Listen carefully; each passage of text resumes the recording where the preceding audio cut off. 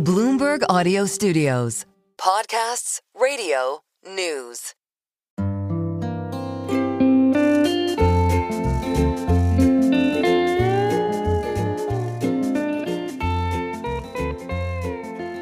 Hello and welcome to another episode of the Odd Lots podcast. I'm Joe Weisenthal. And I'm Tracy Alloway.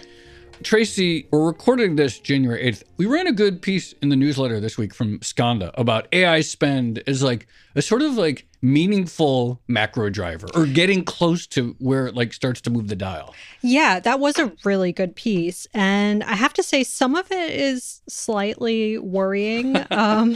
But I think one of the big things that's happening now is, okay, AI has become such a big pillar of the market, yes. Right? Like the entire S&P 500 basically. It's like an AI play. Is an AI play. And so at some point, the hype has to be matched by reality, i.e. all that investment has to be matched by some sort of revenue, right? You have to get money out of making this investment. Yeah. I think there's three ways things could go. I've been thinking about this. There's three ways this could play out.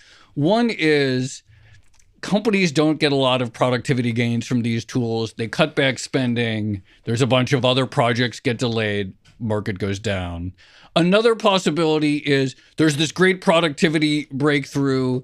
Companies are more efficient than ever. Incredible boom. That's great. And then the other possibility is that none of this matters and they build God at one of these labs. And then everything we know about economics doesn't even make any sense. So to even talk about productivity or the S&P 500 or earnings in that regime is just like, it's like a secondary concern to like the way the world has changed when they achieve AGI. Joe, are you okay? No, I think those are like the three. Yeah, you might as well go big with your scenario analysis. Yeah, but you're right. It could go either way. And obviously there's a lot of talk and nervousness about a bubble in AI at the moment. So I think it would be a good idea to maybe try to get an understanding of how much companies are actually spending and benefiting from AI.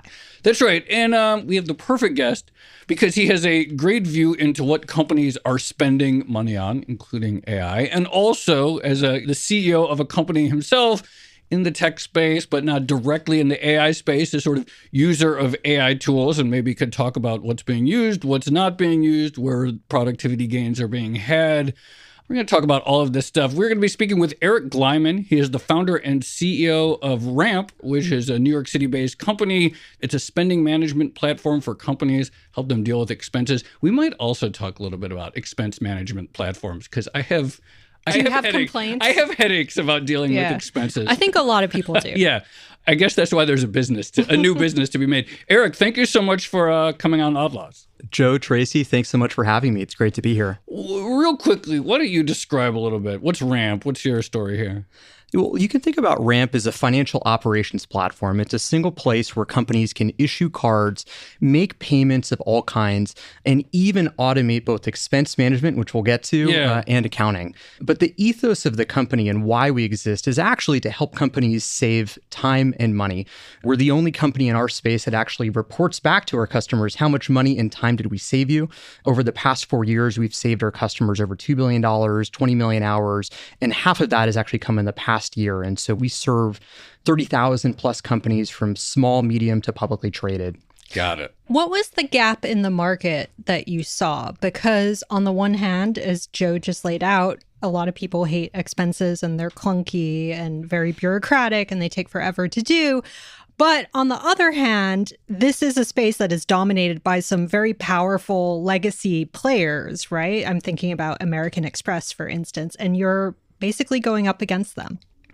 These are companies that are great in their own right, but I think we're built for a bit of a different era. Even the company you mentioned, the founders quite literally wore top hats, and are, thinking not so much about, I think, really the needs of the 2020s, where I think luxury in the 2020s is actually having an hour to yourself at the end of a long work week versus you have expense reports to do at the end. And so we thought the gap was a fewfold. First, could you actually infuse technology not to make an easier to use expense report that only took an hour instead of 2 hours, but actually an expense report that does itself, books that keep themselves. And so the difference was we saw an opportunity to create a card where you can tap it make a purchase, we pull the receipt from the merchant or your email automatically, so your expense report is done for you.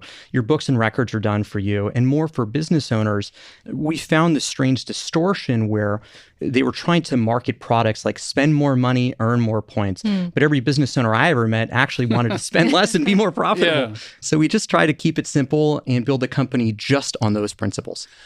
I mentioned in the intro, because you have this expense management platform, you have some insight into what companies are spending money on these days.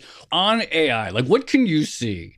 What are you able to see about AI spend within large corporations? I mean, it's real. It is dramatically increasing, but in actually interesting ways. And to give you a sense of the panel data that we're looking at to get these insights, we see over $50 billion a year in spend by companies. Some of these are publicly traded. Most of these are private. And often these tend to be on the bleeding edge. So these can be from AI research labs themselves to farms to nonprofits, mom and pop shops. And this is across both credit card data as well as bill payment data. So it's a pretty good subset of it. And what we've seen is maybe twofold. First, just in terms of raw and aggregate numbers, an average customer on Ramp from the start of 2023 to the end was spending about 4 times the number of raw dollars on AI-based products. And so there's real budget that's starting to go to this in increased ways. And next, the products themselves are starting to actually go from experimental to operational. How can you see that? What do you see? What do you see in your data that backs that up? So the best way we think to know this is that if you looked at an average AI purchase, maybe you purchased some software seat in 2022, there was a 50% chance that within the next month, a customer that bought it would no longer be a customer. Oh, okay. They were experimenting with it. In 2023, that had jumped to a 70% chance. In 2024, it's continuing to go higher, and we'll release data. Wait, sorry, 50% chance you continued it the next. That's okay, right. Got it. And so there was a radically higher chance that you were keeping this around. And so it went from tinkering to this is starting to become a real part of engineering processes, sales tools that teams were using to be more productive, to even back office tools to manage accounting, manage expenses. And so I think we're still on the trajectory. Best in class of products are going to be in the 90s%, but the jump was dramatic in 2023 and 4. How granular does your data go? Like, can you see people spending on, I don't know, a basic LLM subscription versus something else? Very much so. So the interesting part about what we do is because we automate the expense report process, we can see not just that a company spent on OpenAI, but specifically, was it an API call? Was it a ChatGPT license?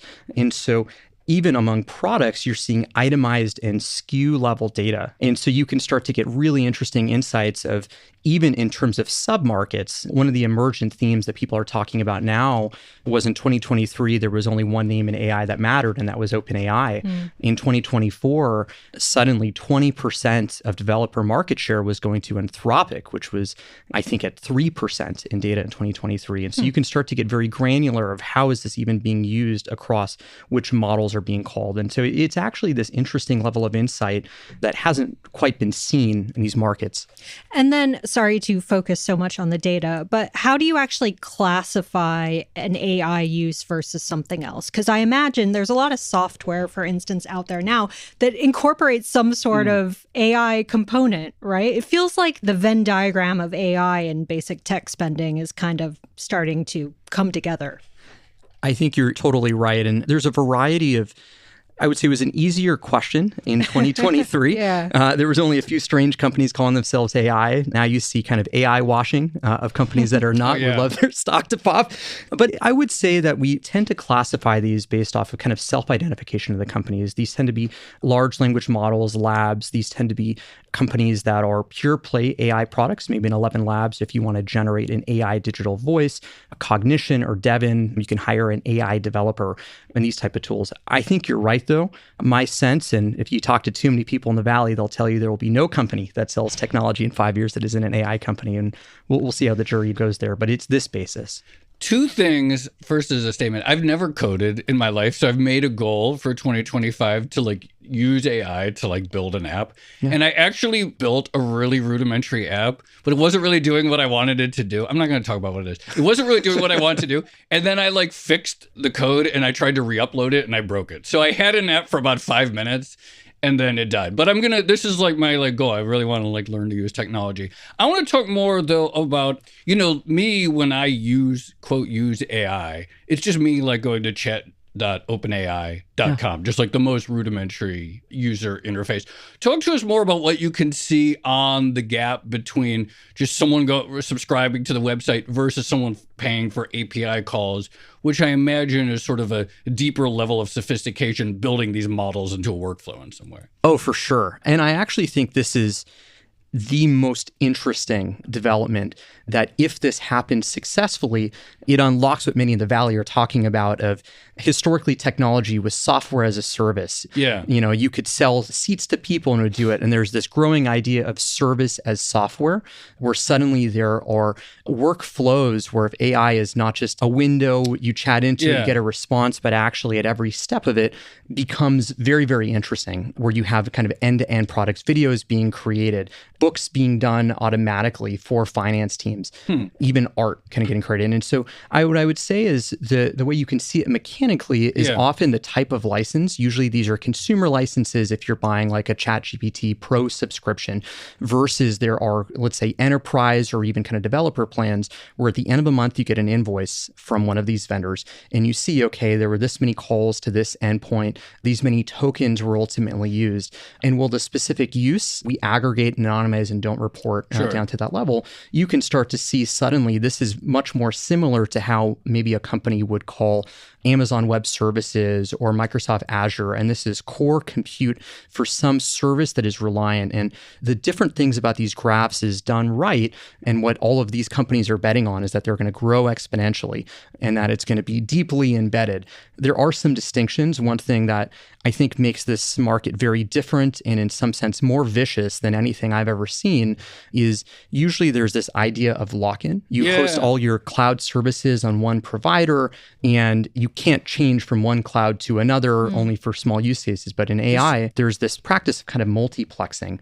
And so what developers are often doing, and sort of why Anthropic came out of nowhere, seemingly in a way that wouldn't be possible, was people would try some knowledge work or some response on multiple libraries, open source, OpenAI, see which one's the best. And the winning call starts getting more calls. And so the markets are moving faster.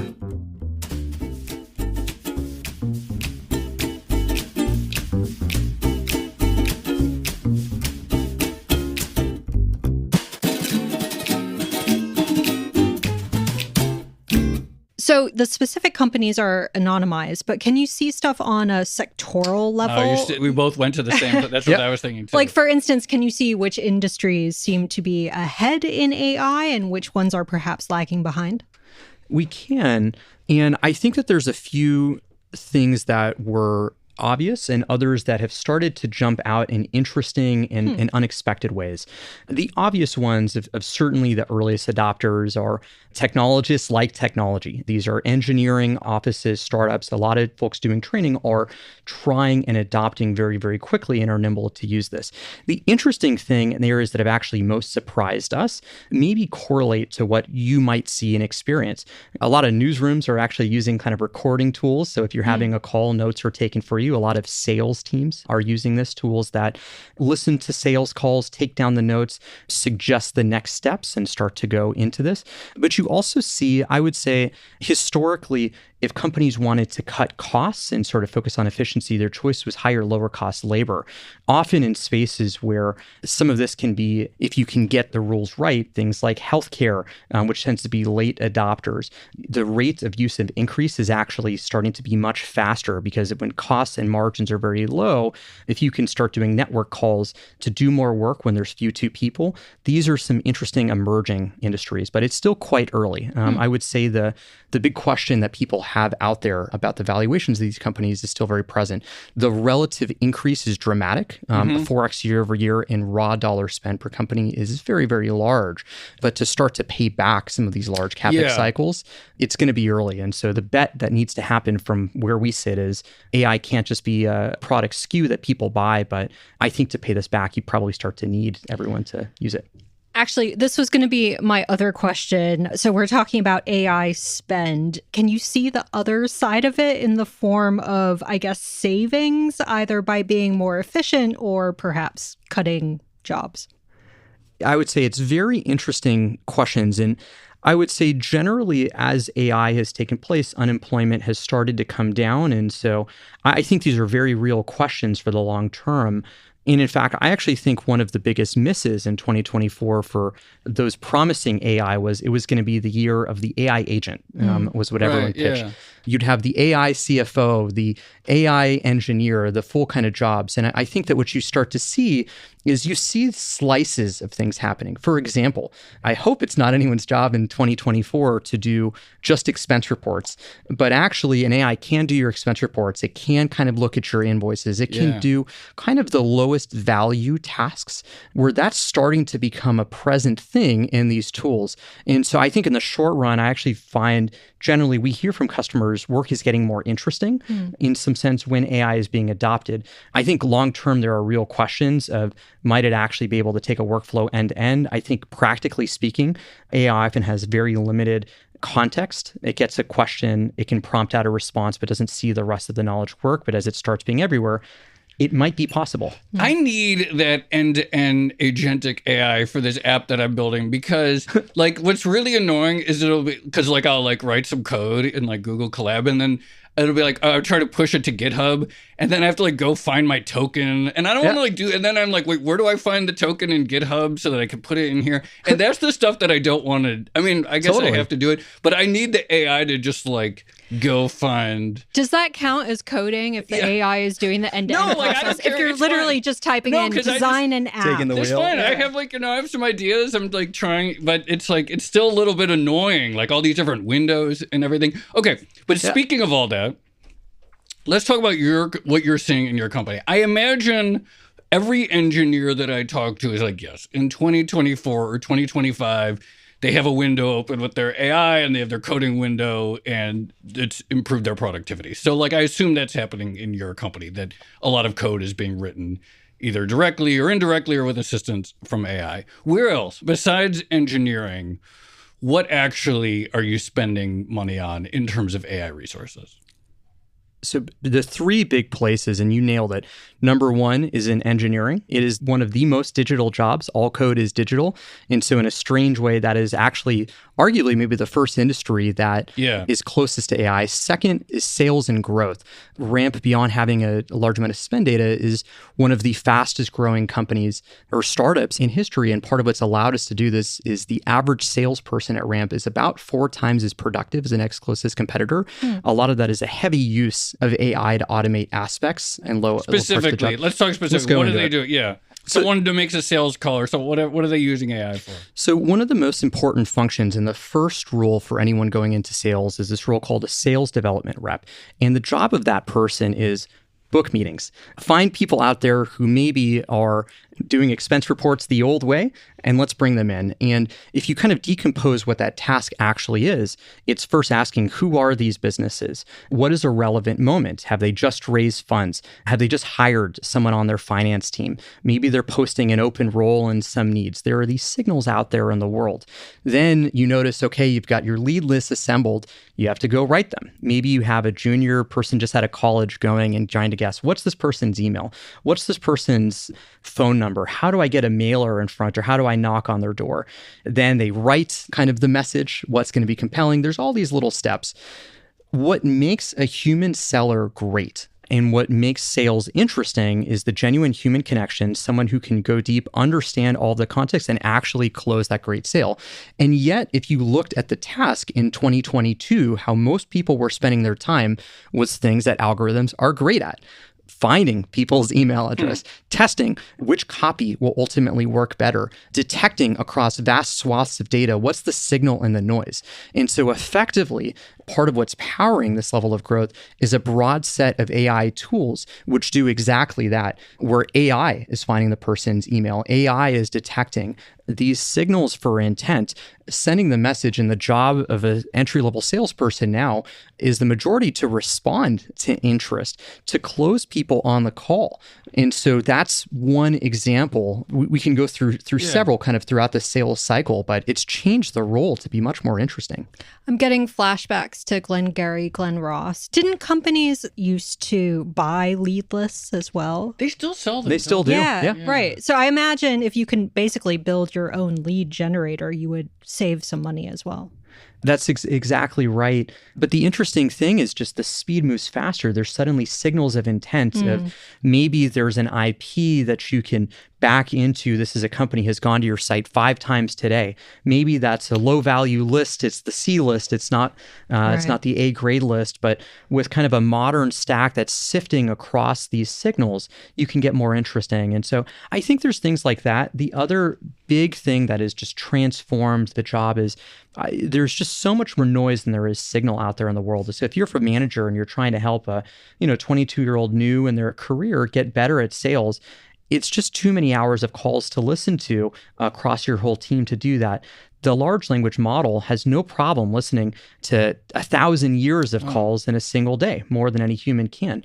And so suddenly, I actually think one of the more interesting stories and lessons I learned about this actually came from a 100-plus-year-old credit card company, where I was first skeptical when I heard the story. The executive was explaining how they stopped checking net promoter scores. And I'm like, wow, they must have gotten that bad. But the truth was something more interesting. What's a net promoter score? So a net promoter score is this process of often you sample. So let's say there's 10,000 people who call in with customer support, and you ask them at the end of the call from 0 to 10, okay, yeah. How happy are you with the service? And often in these surveys, you ask a small sample and you can see and aggregate how good are your agents. The response was much more interesting. What they started doing was applying a large language model to listen to all calls simultaneously, and they could apply sentiment analysis from the tone of a voice, how happy were customers or not. And what the algorithm started doing was routing calls from customers increasingly to people who did a great job that made customers happy. And this is always the case. If you're good at your job, you get more. You get more. That's the reward. But it's a real way. Suddenly, like, you can actually tell from every customer how are they doing and actually get more output per unit of input. It's a real use case I don't know how you'd do a few years ago. And I'm sorry, you were talking about where you're deploying AI and you had engineering and sales, and we didn't get to the third one. Oh, sure. Yeah, we'll see if it works. Maybe most avant-garde would actually be kind of in growth and marketing. Of course, there's customer support and other areas that people have talked about.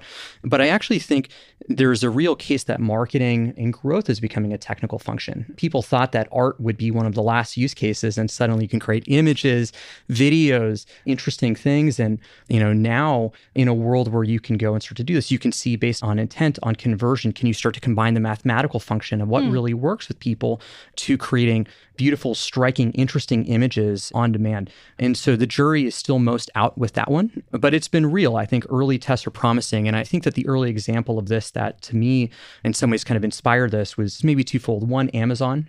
They had kind of the editorial and the personalization team. It used to be that folks at Amazon actually wrote and recommended you bought, here's a newsletter of all the things that we have. And it was like the Sears Roebuck catalog.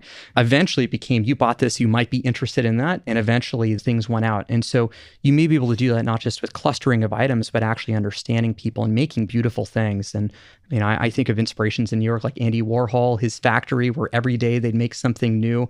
Things were incredibly striking and had this method of new levels of art, thinking about being incredibly generative. And I think that every industry in some sense can be improved and augmented and made more interesting actually through kind of the leverage that these tools can bring.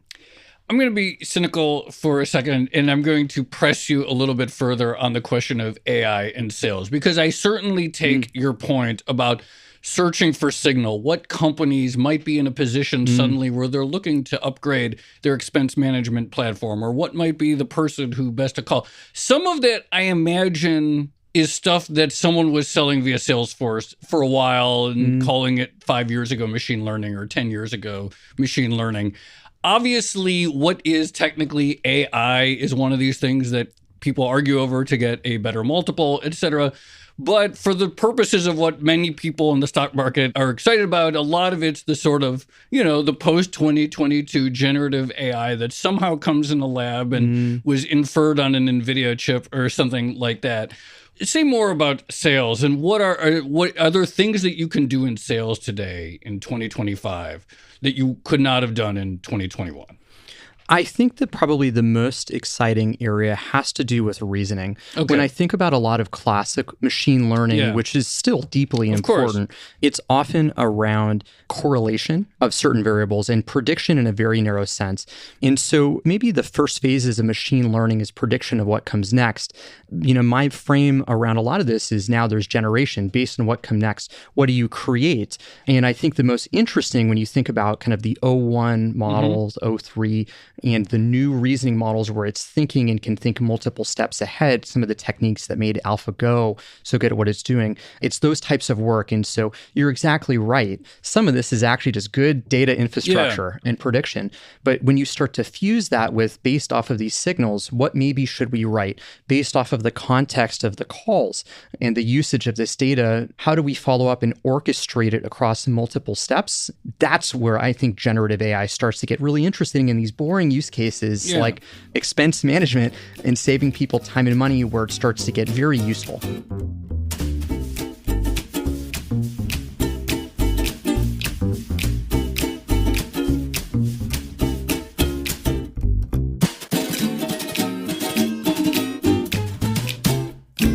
Can you talk a little bit more about what data exactly you're scraping to infer those specific signals? Like, what do you have access to and what do you find most useful?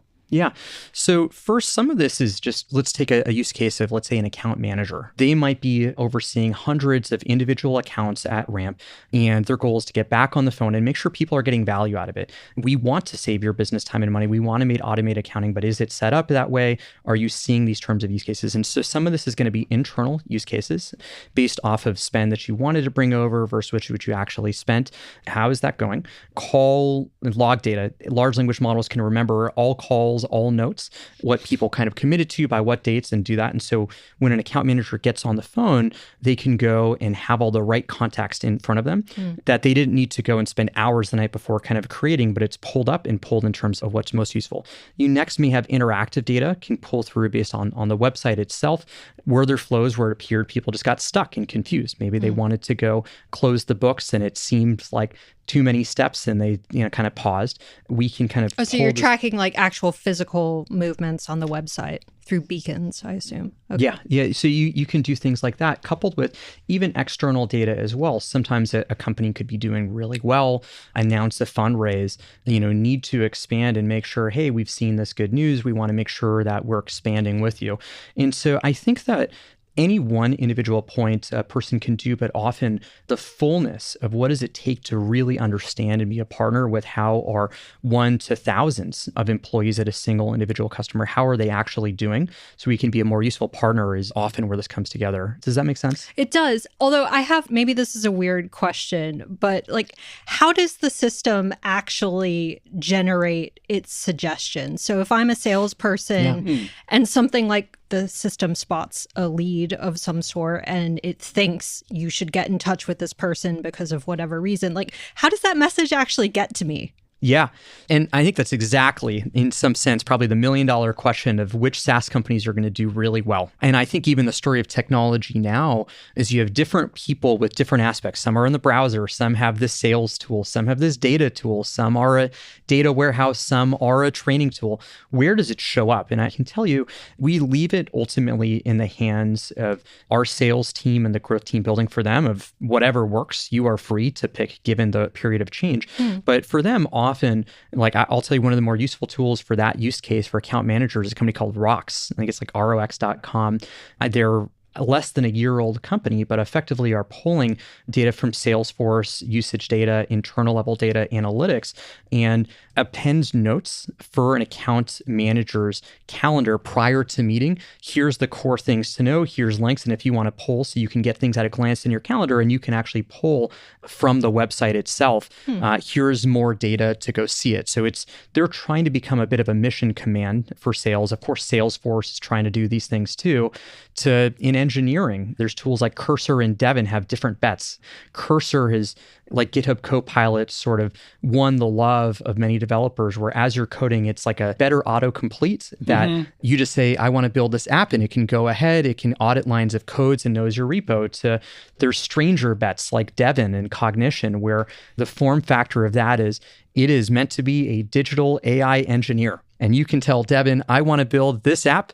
Go research these websites, make it look like this. Come back to me when you have questions. Should I do that for my app? Try it. Because I was talking to someone, I forget who it was. Maybe it was even someone from one of these companies, and they were talking about like different approaches to some of them stuff, including ones where like the AI basically controlled the mouse, right? Controlled the cursor. Yes. And clicked on websites and read websites. So we think of API calls, but there's a different model where it's just like you're scanning the website like a human is, right?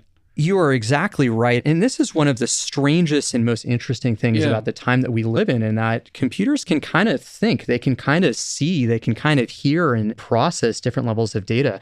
And I think that the general story of computing is increasing levels of abstraction. Back 80 years ago, people were writing machine codes. It was 1, 0 binaries. Yeah. And over time, it went to C to Python, which were increasingly higher order compromises between the language you and I speak. Separate from binary, like layers and layers above binary. Yeah. And there are many people who would make the argument, I think convincingly so, that the next programming language, in fact, is English language, and what you see. And so I even think of now what many people talk about, one of these coming battlegrounds is actually what are you seeing on your computer? And the best interface is not chat, but actually it's just a large language model that sees everything you're doing on your computer, and it can predict what's next. Who knows? It's nice. Well, when I keep getting error messages in my Google Colab, I just take screenshots and then I upload them to ChatGPT and I say, what's this error message mean? Yeah. And then it tells me. One thing I've wondered about, and people are very anxious about what are the jobs of the future and all these things and what professions are going to get disrupted away. And, people could speculate on this forever. But one thing I've wondered about is there are certain jobs where to be good at them, you have to have probably sacrificed years of your life. And not gone to parties and not had friends and not had sleep. So mean, Joe. No, because the true artists, right? The technical skill required just took years and years and years, etc. And so you had to be the type of person that was willing to sacrifice a lot to get good at them, or to build up that technical skill, right? Those hours. And I'm wondering if AI is going to sort of cut into the jobs where a major part of getting good at it was the sort of being willing to sacrifice being a normal person, because the AI could just do it doesn't need to sacrifice anything. It's just a computer, and that it would benefit the people the well-rounded people who people that want to have fun. Yeah, you bring some IQ to work, but you also bring some EQ. People that have emotional IQ. Yeah, exactly. This is what I'm wondering about. I think this is exactly the right line of questions, and I think is going to be a real one to confront. And I think in some sense, I think even probably listeners of this podcast fall into this group of very curious people and people who know how to ask interesting questions, keep going down it and create things. I think we'll do very well in the future. Thank you. Yeah, it's all going to be okay. Don't worry. No, but I think things are going to change a lot. Yeah. Even in thinking about coming here today, I was curious at the turn of the century in 1900, I think in the United States, 40% of all jobs were in farming. Today, less than 1% of all jobs are in farming. And I think things are okay currently, but I think that the nature of jobs is going to change probably in ways that will be very hard for people just as in 1900 to now to predict. It's probably the same for us and what it may look like in 50 to 100 years. How are you or your clients handling privacy and legal/copyright concerns with some of these platforms? Yeah. Well, first of all, we have a bit of a simpler time on at least copyright in that we're not in the business of generation, of how do you go and create new art and images. And I think those are real and present questions, especially for content generation. A lot of what we're doing today is you've made this card transaction, you've texted back 30 seconds later, here's a photo of the receipt, and then we can match, okay, here's what the memo should be, here's what the accounting category should be, and you're done. And so a lot of this is process automation and workflow automation. And there's an interesting value we can bring, and probably the most interesting part of our business, we need to think a lot about this, is on this area of price intelligence. Now, as a consumer, you can go onto Zillow and know, here's what your home maybe is worth. You could go on TrueCar and get a sense of what should you pay for this car based on lots of aggregated anonymized data. And for businesses, it's very useful to know, what is this business paying down the street for this supply or for this Salesforce license? What are people paying? And so in that part of our business, we actually do want to be able to go to customers and say, here's where your pricing compares to the rest of the market. And we want to help you negotiate for lower prices. And we think it's really good. The way you get there, and I think probably the core of our strategy around this, is aggregated, anonymized, is really the part that needs to come. Or if it's individual data, that really sits on Ramp and is for the purpose of providing service to you. And if we share things broadly, it's give get. If you want to see pricing data, you need a share in it, but we need to have enough data to effectively anonymize what's coming out there. And so we think it's very useful for finance teams, for business owners, to help them pay less. It's part of what helps an average customer cut expenses by about 5% per year, but maybe less good news for people who try to discriminate against our customers. We are in an age of cracking down on spending and cracking down on wasteful spending in DC, for example.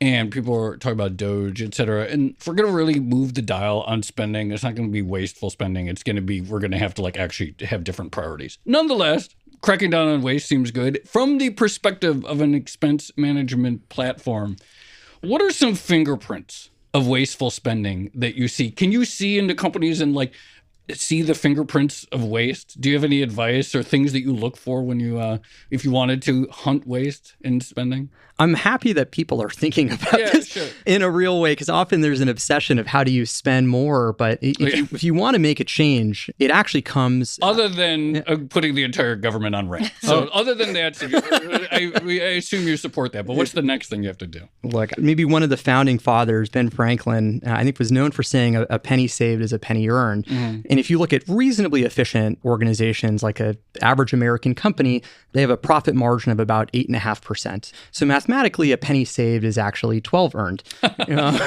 Is the same. And I think about organizations like the government, which, look, I have a lot of empathy. They have a lot more complex constituencies and needs than, a profit-making entity. But the exercise of cutting costs has not been taken seriously for a very long time.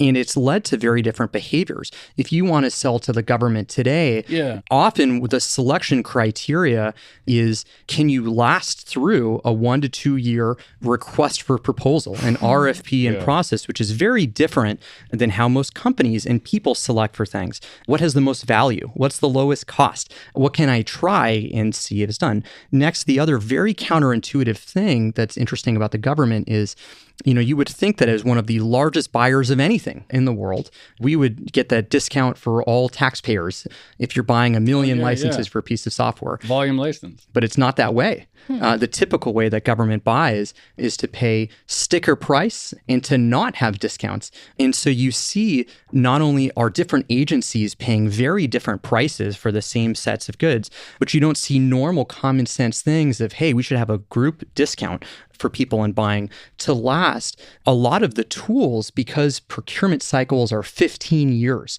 you can't break contracts. You're paying full rate. So these companies are going to sue you if you try to go and do this. You start seeing some crazy things in terms of the actual tools themselves. The spend management architecture that the government is using was primarily selected in the early 2000s. And so whereas the private market today can tap a card, their expense report is done for them, their books are kept for them, the result is that you have an incredible amount of waste of people's time, of really hardworking people, and in some cases actually spending most of their time trudging through the bureaucracy of old tools that don't work to each other. To the most shocking, I would say, is you don't have to look hard. There's several friends at different agencies who in trying to learn and understand some of these DOGE efforts, a shocking thing I learned is that at multiple agencies, 4 hours per night, email is just shut down. You can't send, you can't receive. It's crazy, right? I've seen that like government websites have like a time on that. That's exactly right, because they're using old private servers, contracts from 30 years ago. And so if you want to talk about, true efficiency, it's nowhere close to the leading edge. And well, I think you're exactly right. If you want to really make a dent in the budget, you have to talk entitlements, you have to talk debt service and what that's going to look like. But if you want to go to this next level, great tools that prevent wasting of time, that automate auditing of records, so you don't have a Department of Defense that's failing 7 audits in a row and can't track where spending is going, but actually it's all digital, it's all tied to it. I think you need to get serious about allowing people to pick best tools for the problems. Eric Glyman, thank you so much for coming on Odd Lots. I'm really glad we made this happen. I really appreciate it.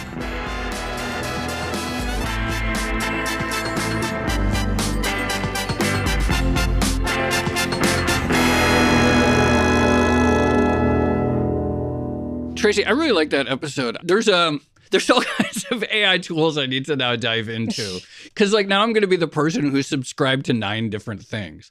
Well, that's like, everyone, right? Yeah, I know. Like, what am I subscribed?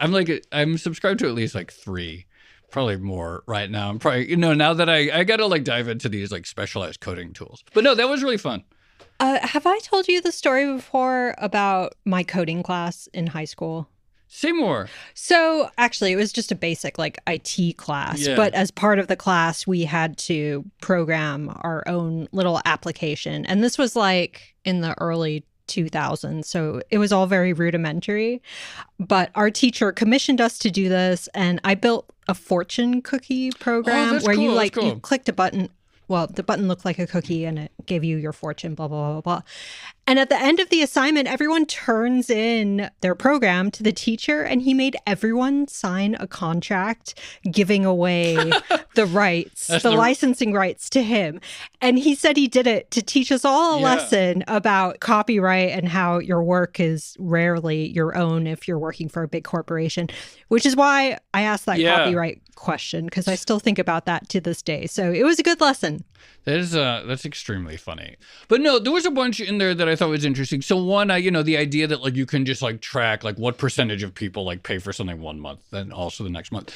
Also this idea, and like we got to keep like coming back to it, the lack of lock-in for some of these models, right? We're really used to there just being one winner in search, one winner in social networking, one winner in e-commerce, so forth, one winner in photo sharing. So it's really interesting to think about like all this money going to models like A, where it's like really easy to move from one to the other, a simple project, B, where there's open source competitors that maybe are just as good.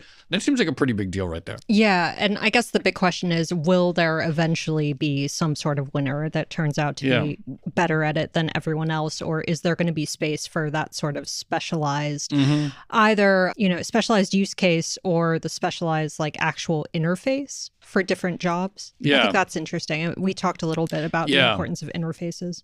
Totally. Anyway, shall we leave it there? Let's leave it there. This has been another episode of the Odd Lots podcast. I'm Tracy Alloway. You can follow me at Tracy Alloway. And I'm Joe Weisenthal. You can follow me at The Stalwart. Follow our guest, Eric Glyman. He's at E. Glyman. Follow our producers, Carmen Rodriguez at Carmen Armin, Dashiell Bennett at Dashbot, and Cale Brooks at Cale Brooks. For more Odd Lots content, go to Bloomberg.com/oddlots, where we have transcripts, a blog, and a newsletter. And you can chat about all of these topics 24/7 in our Discord, discord.gg/oddlots. And if you enjoy Odd Lots, if you like it when we talk about how much companies are actually spending on AI, then please leave us a positive review on your favorite podcast platform. And remember, if you are a Bloomberg subscriber, you can listen to all of our episodes absolutely ad-free. All you need to do is find the Bloomberg channel on Apple Podcasts and follow the instructions there. Thanks for listening.